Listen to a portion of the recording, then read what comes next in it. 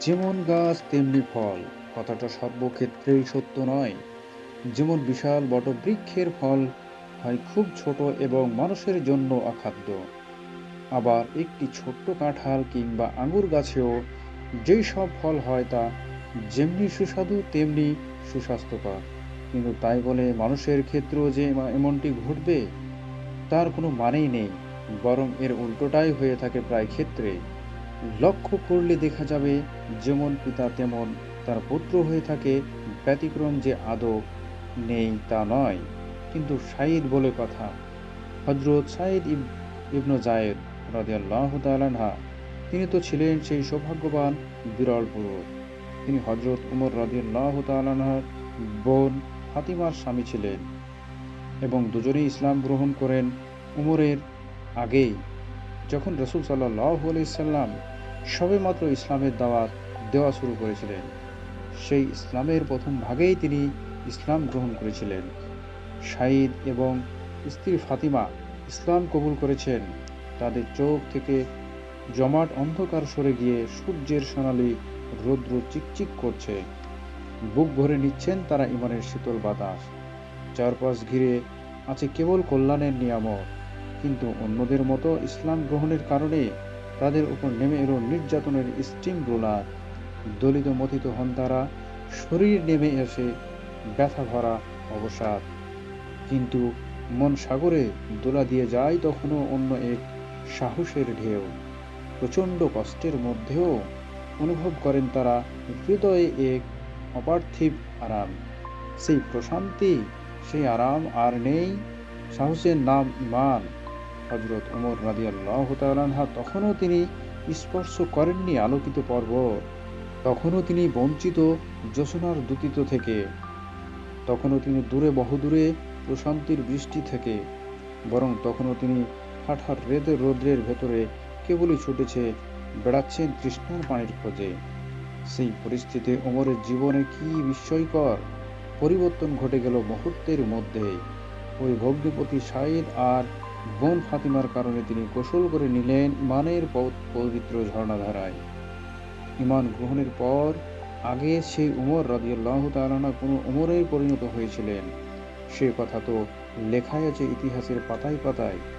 ইসলাম গ্রহণের পর হযরত সাঈদে বদলে গেলে জীবনের মিশন আর যৌবনের সকল শক্তি, সকল ইচ্ছা এবং প্রচেষ্টা তিনি নিয়োগ করলেন কেবল ইসলামের খেদমতে।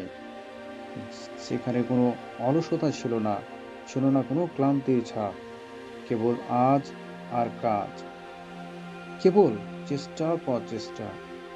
ইসলামকে বিজয়ী করার জন্য তার জীবনকে তিনি উৎসর্গ করেছিলেন একমাত্র আল্লাহর রাস্তায়। রাসূল সাল্লাল্লাহু আলাইহি সাল্লাম ভালোবেসে তিনি পূর্ণ করেছিলেন তার হৃদয়। দ্বিধাহীন, সংখ্যাহীন তিনি রাসূল সাল্লাল্লাহু আলাইহি সাল্লামের সামনে পেশ করে দিয়েছিলেন নিজেকে, নিজের জীবনকে। এটাই ছিল তার ভালোবাসার উত্তম নজরানা। হযরত সাঈদ রাদিয়াল্লাহু তাআলা আনহু রাসূল সাল্লাল্লাহু আলাইহি সাল্লামের নির্দেশে সিরিয়া থাকার কারণে সরাসরি অংশগ্রহণ করতে পারেননি বদরের যুদ্ধে। কিন্তু এছাড়াও তার প্রতিটি যুদ্ধেই তিনি ছিলেন অন্যতম সাহসী মুজাহিদ। পারস্যের কিশোরা রোমের কাইসারের সিংহাসন পদানত করার ব্যাপার হযরত সাঈদের ভূমিকা ছিল অসামান্য। মুসলমানদের সাথে তাদের যতগুলো যুদ্ধ হয়েছিল তার প্রত্যেকটিতে তিনি ছিলেন সক্রিয়। তার যেই সব অবদানের কথা স্মরণীয় হয়ে আছে আজও। সাঈদ রাদিয়াল্লাহু তাআলা আনহু নিজেই বলেছেন, ইয়ারমুকের যুদ্ধে আমরা ছিলাম ২৪,০০০ বা তার কাছাকাছি। অন্যদিকে রোমান বাহিনীর সৈন্য সংখ্যা ছিল ১,২০,০০০। তারা অত্যন্ত দৃঢ় পদক্ষেপ, পর্বতের মতো অটল ভঙ্গিতে আমাদের দিকে এগিয়ে এলো। তাদের অগ্রভাগে বিশপ ও পদৃত পুরোহিতদের একটি বিশাল দল, হাতে তাদের ক্রুশখচিত পতাকা, মুখে প্রার্থনা সঙ্গীত, পেছন থেকে তাদের সাথে সুর মেলাচ্ছিল বিশাল শক্তিশালী বাহিনী।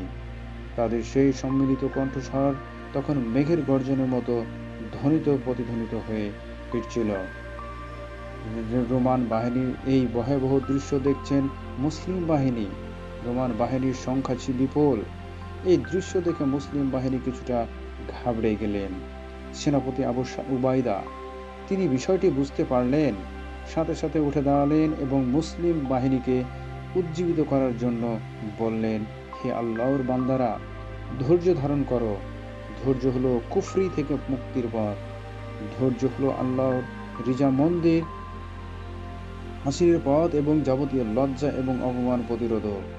তোমরা তীর বর্ষা শানিত করে ঢাল হাতে প্রস্তুত হও।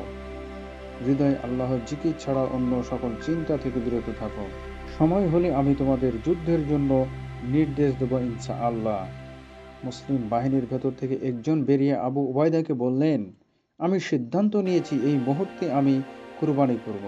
আমার জীবনকে রাসূল সাল্লাল্লাহু আলাইহি সাল্লামের কাছে পৌঁছে দিতে হবে। এমন কোনো বাণী কি আপনার কাছে আছে? আবু উবাইদা বললেন, হ্যাঁ আছে। রাসূল সাল্লাল্লাহু আলাইহি সাল্লাম আমার ও মুসলিম বাহিনীর সালাম পৌঁছে দিয়ে বলবে, ইয়া রাসূলুল্লাহ, আমাদের রব আমাদের সাথে যে অঙ্গীকার করেছেন তা আমার সত্যি পেয়েছি। শাহিদ বলেন, আমি তার কথা শোনা মাত্রই দেখতে পেলাম সে তার তরবারি কোষমুক্ত করে আল্লাহর শত্রুদের সাথে যুদ্ধের জন্য অগ্রসর হচ্ছে। এই অবস্থায় আমি দ্রুত মাটিতে লুটিয়ে পড়ে হাঁটুতে ভর দিয়ে অগ্রসর হলাম এবং আমার বর্ষার হাতে প্রস্তুত হলাম। শত্রুপক্ষের প্রথম যে ঘোড় সওয়ার আমাদের দিকে এগিয়ে এলো, আমি তাকে আঘাত করলাম। তারপর সেই অত্যন্ত সাহসিকতার সাথে শত্রু বাহিনীর উপর ঝাঁপিয়ে পড়লাম। আল্লাহ পাক আমার অন্তর থেকে সকল প্রকার ভয়ভীতি একেবারেই দূর করে দিলেন। অতঃপর মুসলিম বাহিনী রোমান বাহিনীর উপর সর্বাত্মক আক্রমণ চালালো এবং তাদেরকে পরাজিত করল। দিমাশক অভিযানে অংশগ্রহণ করেন সাইদ। সম্মানিত দিনী ভাই ও বোনেরা, হযরত সাইদ রাদিয়াল্লাহু তাআলা আনহুর ইতিহাস বলতে গেলে একটি ভিডিওতে নয়, আরও হয়তো ভিডিওতে আপনাদের জানানো সম্ভব হবে কিনা তাও জানি না। আল্লাহর রাসূল সাল্লাল্লাহু আলাইহি সাল্লামের প্রত্যেকটা সাহাবীর জীবনে অনেক কাহিনী রয়েছে, অনেক গল্প রয়েছে। তো আবারও হয়তো সাইদ রাদিয়াল্লাহু তাআলা আনহুর জীবন কাহিনী নিয়ে বা যুদ্ধের যে কর্তৃত্ব রেখে গেছেন সেগুলো নিয়ে আবার অন্য একটা ভিডিওতে আপনাদের সাথে কথা হবে। আর হযরত সাইদ রাদিয়াল্লাহু তাআলা আনহু যদি দ্বিতীয় অংশ পেতে চান তাহলে অবশ্যই চ্যানেলটিকে সাবস্ক্রাইব করে পাশে থাকা বেল বাটনটি চাপ দিয়ে সঙ্গে থাকবেন, কারণ দ্বিতীয় অংশ হয়তো ইতিমধ্যে আমি আবার পাবলিশ করব। সে প্রত্যাশায় ভালো থাকবেন এবং দেখার আমন্ত্রণ জানিয়ে শেষ করছি।